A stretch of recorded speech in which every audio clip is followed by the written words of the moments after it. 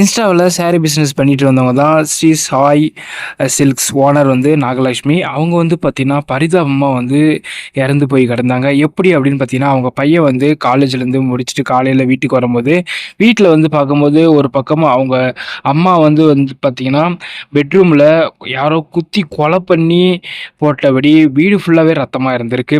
இன்னொரு சைடு இன்னொரு பெட்ரூம் போய் ஓப்பன் பண்ணி பார்க்கும்போது அவங்க அப்பாவும் வந்து பார்த்தீங்கன்னா தூக்கு மாட்டியிருக்காரு. என்ன நடந்துச்சு அப்படின்னு பார்க்கும்போது, இந்த நாகலட்சுமி அப்படின்றவங்க ஆல்ரெடி அவங்க ஹஸ்பண்ட் கூட சண்டை மாஞ்சு கிட்டத்தட்ட 2, 3 வருஷமா பிரிஞ்சு தான் இருந்தாங்களாம். இப்போ தான் 1 வீக்கா தான் வந்து அவங்க ஹஸ்பண்ட் வந்து சேர்ந்திருந்தாராம்.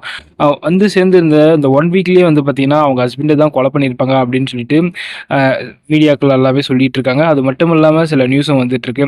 ஆனா அது அவங்க ஹஸ்பண்ட் கொன்னாங்களா? இல்ல 3வது ஆள் யாராவது வந்து அவங்கள கொலை செஞ்சாங்களா? அப்படின்னு சொல்லிட்டு விசாரணையில தான் வந்து தெரிய வரும். இந்த நாகலட்சுமி அப்படின்றவங்க வேற யாரு கூடயாவது அ ஆண் நண்பர்கள் இருந்து அவங்க வந்து இத பண்ணிட்டாங்களா அப்படின்னு சொல்லிட்டு விசாரணையில தான் தெரிய வரும்.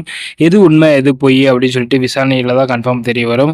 இத பத்தி நீங்க என்ன நினைக்கிறீங்க அப்படின்றத மறக்காம கொண்டு வந்து சொல்லுங்க. இந்த மாரி கன்டினியூ அப்படி தெரிஞ்சுக்கொள்ள நம்ம சேனலை சப்ஸ்கிரைப் பண்ணி வச்சுக்கங்க. தேங்க் யூ ஃபார் வாட்சிங். Tata, bye by.